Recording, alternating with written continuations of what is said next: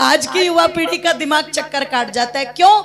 हम उसमें जटिलता ही जटिलता, जटिलता ही जटिलता पैदा करते जा रहे हैं।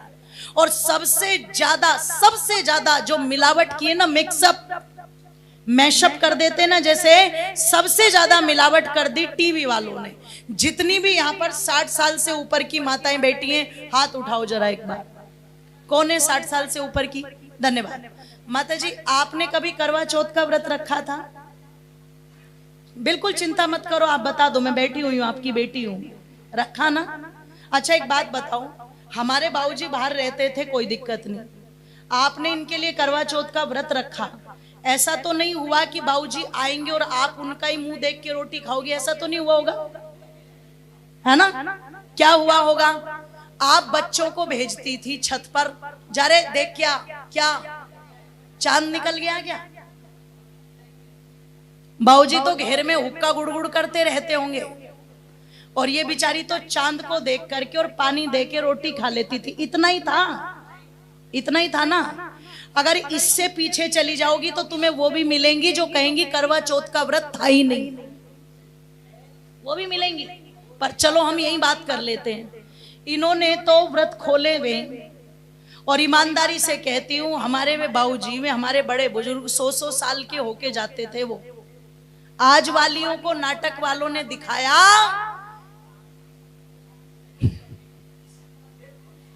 ले जाओ उसे छत पे पहले। अब बेचारा पति हारा थका आता, बोले चल छत पे। इसने कहा छत पे क्या है, मैं थका हुआ हूं, रोटी दे दे। अरे बोले चल छत पे। यहां वाली तो हाजी नाजी से बोलेगी, हरियाणा वाली तो सीधी बोलती है चल। अब पता लगा वो बेचारा हारा थका छत पे चढ़ गया। हाँ बता अब क्या करना है? छलनी लाई उठा के, छलनी, और पता लगा छलनी में दीपक जला के रख लिया और उसमें उसका मुंह देख रही है। बताओ, छलनी में तो उसका मुंह भी ऐसा नजर आएगा जैसे इसके मुंह पर चेचक हो गए हो, हैं? बताओ छलनी का क्या लॉजिक है? हैं? उस समय छलनी थी क्या माता जी? नहीं थी ना। कोई दीपक जलता था? नहीं। अब वो छलनी लाई, छलनी में दीपक रखा, फिर पति का मुंह देखा, फिर घुमा के चांद को देखा, फिर वो दीपक पीछे फेंक दिया। जबकि जलते हुए दीपक को फेंकना काम मूर्खों का है, समझदारों का नहीं है। और दीपक फेंक करके फिर क्या कहती है, काम कर अब मुझे पानी पिला। अब वो लोटा लेकर के आया, बेचारा उसे पानी पिलाया और बोले बस अब रोटी खा लो, अब मैं भी खाऊंगी आराम से, है ना। एक दिन तो उसे छत पे चढ़ा करके छलनी में मुंह देख रही है, अगले दिन चाहे उसे बेचारे को छत से धक्का दे दे, उससे कोई मतलब नहीं, पर नाटक। और क्या कहती है, इससे पति की आयु बढ़े ना बढ़े कम जरूर हो जाएगी। क्यों हो जाएगी? क्योंकि आजकल घर के अंदर पति का साथ देने वाली कम आती है और पति को नचाने वाली, जोर से बोलो, ज्यादा। उसके सुख में, उसके दुख में साथी बनने वाला भाव कम है, और बस ये मेरी मुट्ठी में रहे, मेरी मुट्ठी में। एक जगह तो कह रही है जब पानी पड़वा के ला, मैंने कहा बच्चे तो पढ़ते हुए देखे थे, ये पानी भी पढ़ने जाता है क्या? अरे बोले हाँ वो पढ़ते हैं एक मौलवी जी। मैंने सोचा देखो भैया खोजबीन निकालो, क्या पढ़ता है वो। अब पता लगा उसने पानी पढ़ा, फूंक मार मार करके पढ़ा, और क्या पढ़ दिया उसमें। मैंने कहा क्या पढ़ा है? बोले पानी पढ़ा है, इसका पति थोड़ा इसकी बात नहीं मानता, वो थोड़ा इसकी मुट्ठी में हो जाएगा। मैंने कहा पति है या बर्फी का टुकड़ा जो मुट्ठी में हो जाएगा? क्यों करना है मुट्ठी में तुम्हें? माता सीता ने कभी कोई पानी पढ़वाया था कि राम जी मेरी मुट्ठी में हो जाए? बोलो। अपने गुणों से अपने पति को अपनी तरफ बांधा था। पत्नी में जब गुण होते हैं ना, पत्नी में जब आदर्श होते हैं और वो सच्ची हितैषी बनकर के चलती है पति की, तो पति अपने आप उसके वशीभूत हो जाता है। और एक पति में भी वो गुण होने चाहिए कि पत्नी भी उसके वशीभूत हो जाए। अब पता लगा अंदर से एक दूसरे को सम्मान दे नहीं रहे हो, अंदर से एक दूसरे की बात का ध्यान रख नहीं रहे हो। लड़का चाहता है ये मेरे माँ बाप की सेवा करे, और वो कहती है मर जाऊंगी पर इनकी सेवा तो करूं बिल्कुल नहीं, करवा ले आजा। अब बताओ वो कहां से पति के मन पर चढ़ जाए, कहां से? उसकी बहन आने वाली हो तो ऐसी घूम जाएगी जैसे तेल पे पूड़ी, और पति की बहन आने वाली हो तो मुंह सुझा के इतना बड़ा कर देगी, बिल्कुल फूल के कुप्पा सा। आप सोचो क्या हो जाएगी दोनों में एक दूसरे की, वो बोलो नहीं हो सकती। दोनों जब एक दूसरे को आपस में देख के किलसेंगे, गुस्सा होंगे, नाराज होंगे, तो उम्र बढ़ती नहीं है, उम्र अपने आप जोर से बोलो घटती है, घटती चली जाती है। उम्र कब बढ़ती है? पतिदेव बाहर से आते थे, पत्नी दौड़ के पानी का गिलास लाती थी, बैठो कुर्सी आसन खाट बिछाती थी और बड़े प्यार से पूछती थी भोजन ले आऊं, और पति कह दे कि अभी भोजन की इच्छा नहीं है,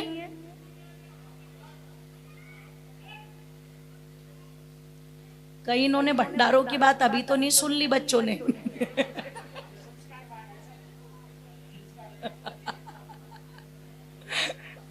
बोलिए सत्य सनातन वैदिक धर्म की जय हो। निवेदन कर रही थी आप लोगों के मध्य में, पति बाहर से आया, पत्नी ने जल पिलाया, आसन दिया बैठने के लिए, बैठ करके पूछा भोजन ले आऊं? नहीं अभी इच्छा नहीं है। चाय लोगे? दूध ले आऊं थोड़ा सा? और जब वो कुछ भी नहीं ले रहा है तो बड़े प्यार से पूछती थी क्या हुआ, कोई बात हो गई क्या? और अगर कोई बात पति ने बता दी तो बड़े प्यार से, एक पत्नी कई भूमिका निभाती है। देखो बहन बहन की ही भूमिका में रहेगी, मां मां की ही भूमिका में रहेगी। कई बार कहते हैं ना पत्नियों से इतना ज्यादा क्यों आकर्षित हो जाते हैं, उसका कारण है मां मां की ही भूमिका में रहेगी, बहन बहन की भूमिका में रहेगी, बेटी बेटी की भूमिका में रहेगी, पर पत्नी वो है जो इन सारी भूमिकाओं को निभाती है।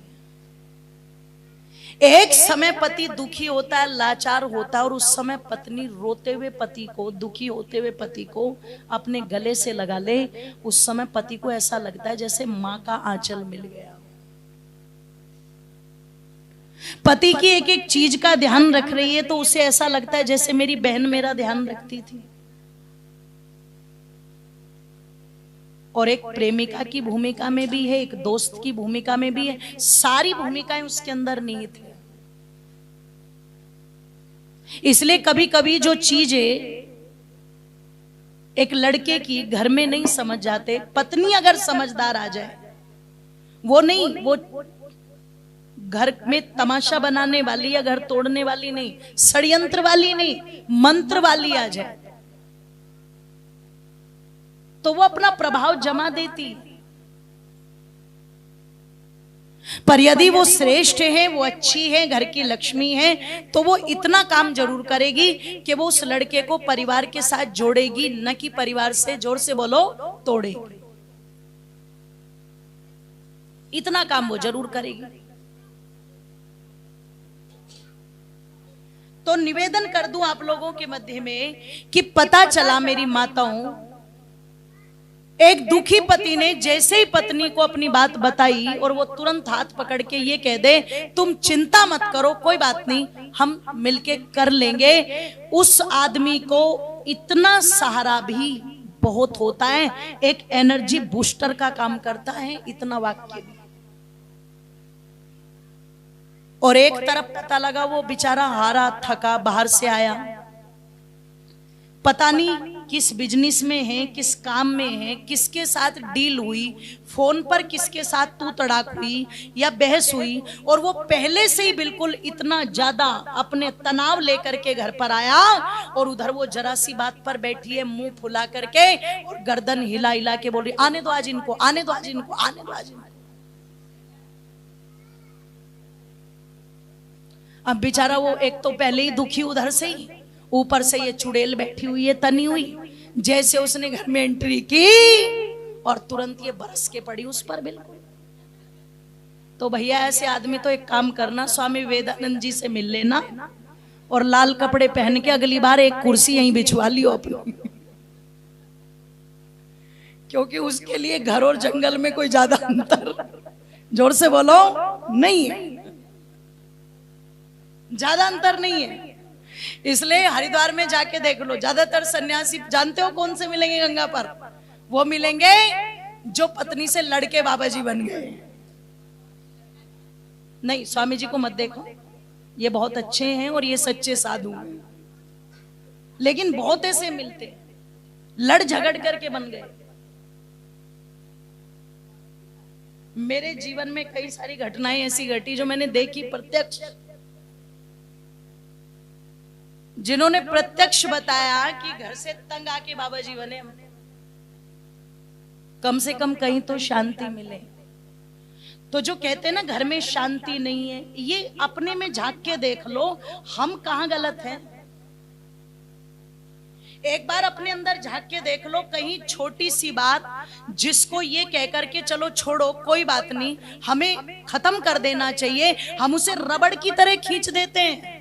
और बुरा मत मानना, ये आदत महिलाओं में थोड़ी ज्यादा होती है, बुरा मत मानना। क्यों? पुरुष जो होता है वो मस्तिष्क प्रधान होता है और माताएं जो होती है वो हृदय प्रधान होती हैं। पुरुष हमेशा मस्तिष्क से सोचता है और माताएं हमेशा हृदय से सोचती है, इसलिए पुरुषों को लगता है महिलाओं में बुद्धि कम नहीं होती। महात्मा चाणक्य कहते हैं पुरुषों से 6 गुना ज्यादा होती है, पर तुम अपनी सारी बुद्धि तो चुगली में लगा देती हो,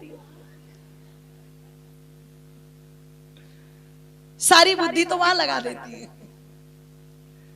फोन पे बात कर रही है आधा घंटे तक, फलानी ऐसी, ढिमकी ऐसी, वो ऐसी, वो ऐसी, और आधा घंटे के बाद क्या बोली? ए जी हम तो किसी के बारे में कुछ कहते नहीं, कह भी सब कुछ दिया और बाद में भली भी बन गई। और जानते हो उसके बाद क्या बोली? अच्छा भी टाइम नहीं मेरे पास, मैं फ्री होके फोन करूंगी। मैंने कहा हे भगवान, आधा घंटा तो बिना फ्री के ही कर दी बात, और जब फ्री होगी तो क्या करेगी? आप सोचो, इन चीजों को छोड़ो। अगर तुम्हें लगता है मेरे अंदर क्रोध ज्यादा है तो उसको स्वीकार करो। अगर तुम्हें लगता है कि मेरी वाणी पर मेरा नियंत्रण नहीं है, मैं गलत बोलती हूँ, मुझे जो नहीं कहना चाहिए मैं वो भी बोल देती हूँ, तो उस पर मेरी माताओं नियंत्रण करो। और ये तभी होगा जब तुम कुछ अच्छा सोचने का प्रयास करोगी, किसी को अच्छा आदर्श मानोगी और ये सोचोगी कि ये मेरा घर है और मुझे संभालना है ना। कि तुम घर को स्वर्ग बनाओ रे भारत की नारियों। ओ मेरी माताओं, शास्त्र कहता है गृहिणी गृह उच्चते, एक महिला ही है जो घर को घर बनाने का काम करती है। इसलिए क्या कहा कि तुम घर को स्वर्ग बनाओ रे भारत की नारियों। तुम घर को स्वर्ग बनाओ रे भारत की नारियों। तुम घर को स्वर्ग बनाओ रे भारत की नारियों। तुम घर को स्वर्ग बनाओ रे भारत की नारियों। भारत की नारियों, भारत की नारियों, भारत की नारियों, भारत की नारियों।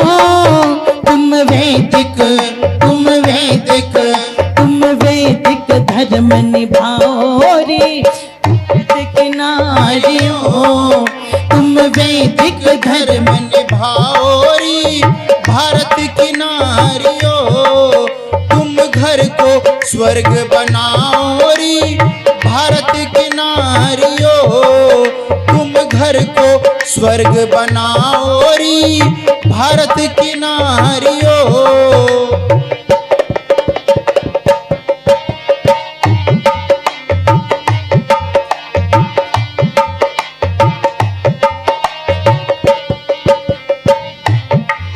ऋषियों की भूमि भारत, हो चुका है बिल्कुल गारत, ऋषियों की भूमि भारत।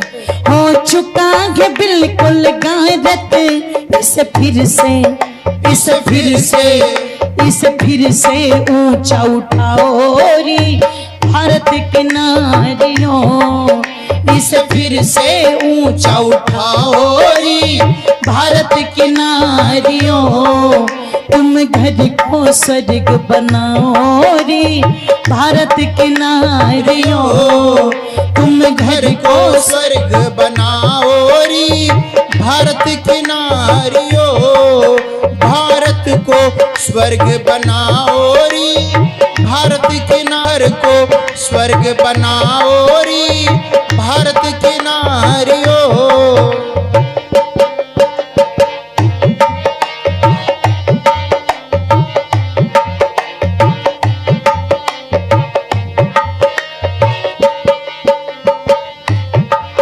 तुम राम भरत की माता, अब जागो भाग्य विधाता। तुम राम भरत की माता, अब जागो भाग्य विधाता। तुम राम भरत की माता, अब जागो भाग्य विधाता। वीरथाना समय गवाओ री भारत की नारियों। वीरथाना समय गवाओ री भारत की नारियों। तुम घर को स्वर्ग बनाओ री भारत की नारियों। तुम घर को स्वर्ग बनाओ री भारत की नारियों। तुम घर को स्वर्ग बनाओ री भारत की नारियों। भारत को स्वर्ग बनाओ री भारत की नारियों।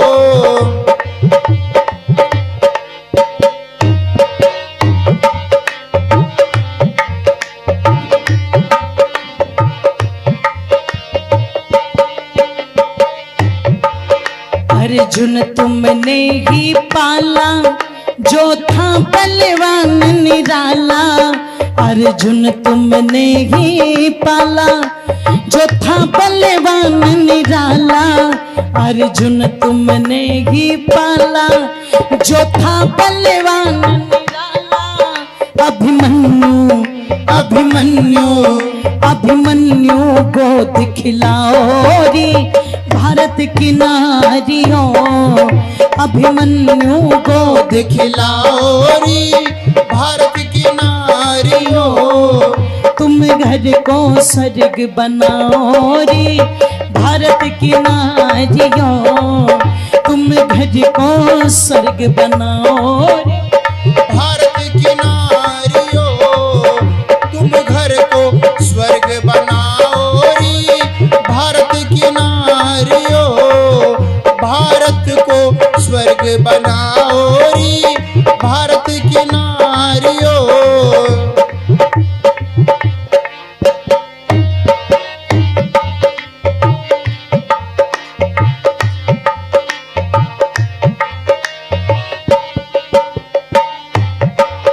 करो सास ससुर की सेवा, जो है ये असली खेवा। करो सास ससुर की सेवा, जो है ये असली खेवा। करो सास ससुर की सेवा, जो है ये असली खेवा। पतियों के कहन पुगाओ री भारत की नारियों। पतियों के कहन पुगाओ री भारत की नारियों। तुम घर को स्वर्ग बनाओ री भारत की नारियों। तुम घर को स्वर्ग बनाओ री भारत की नारियों। भारत की नारियों, भारत की नारियों। भारत की नारियों, भारत की नारियों। तुम वैदिक तुम वैदिक तुम वैदिक धर्म निभाओ रे भारत की नारियों। तुम वैदिक धर्म निभाओ रे भारत की नारियों। घर को स्वर्ग बनाओ रे भारत की नारियों।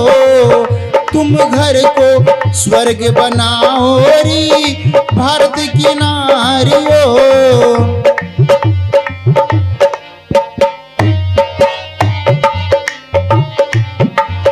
मत पाखंड में फंस जाना, मत फूवड़पन दिखलाना। मत पाखंड में फंस जाना, मत फूवड़पन दिखलाना। तुम संध्या हवन रचाओ रे भारत की नारियों। तुम संध्या हवन रचाओ रे भारत की नारियों। तुम घर को स्वर्ग बनाओ रे भारत की नारियों। तुम घर को स्वर्ग बनाओ की नारियों।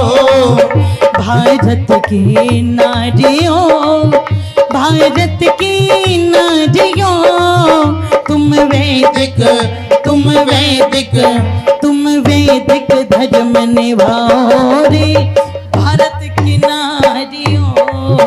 तुम वैदिक धर्म निभाओ रे भारत की नारियों। तुम घर को यज्ञ रचाओ रे भारत की नारियों। तुम घर पर यज्ञ रचाओ रे भारत की नारियों।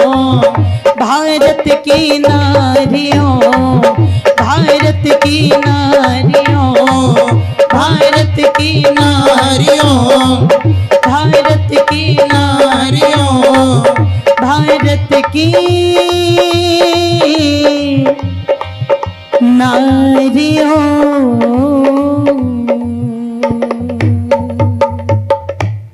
बोलिए सत्य सनातन वैदिक धर्म।